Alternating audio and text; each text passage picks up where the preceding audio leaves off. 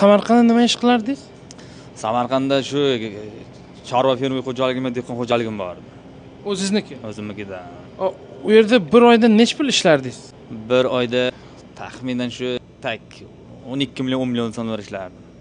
Bu $1000 где-то. Ana shunday. Ha, yomon emas-ku. Bu yerda necha pul ishlayapsiz bir oyga?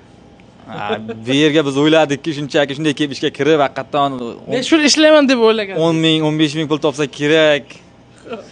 Keyin nima? O'shanaqa pullar bo'lsa kerak deb o'ylab kelgandik, lekin u yo'q, hamma joyda bor ekan tosh tarozi.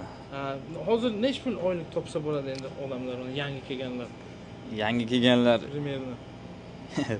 2,5-2 ming so'm oyiga topsa bo'ladi. Juda qiynalib shunda. Qiynalib, Qiynalib. dam olmasdan. Dam olmasdan. Rostdan dam olmasdan. Agar sizga imkoniyat bo'lsa, bir 7 oyga обратно uyga paydo bo'lsangiz, nima qilardingiz? Vatan tuprog'ini o'pardim birinchi o'rinda. Kelmadingizmi bu yerga? Umuman 2 dunyo almashib bo'lsam kelmasim menga. U detention aytyapsiz, u yerda sharoiti qanaqa, qanaqa joy u yer?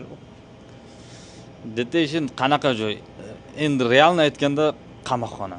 Yo'q, Endi realni aytganda, ochiqdan ochiq aytganda maymunxona qanaqa? O'shanaqa. Yo'q, O'shanaqa. Qanday? Qisqasi shunday 50 kishi qamalgan, 50 kishi o'tirilgan o'sha joyga. Faqat sabr kutilib yotiladi.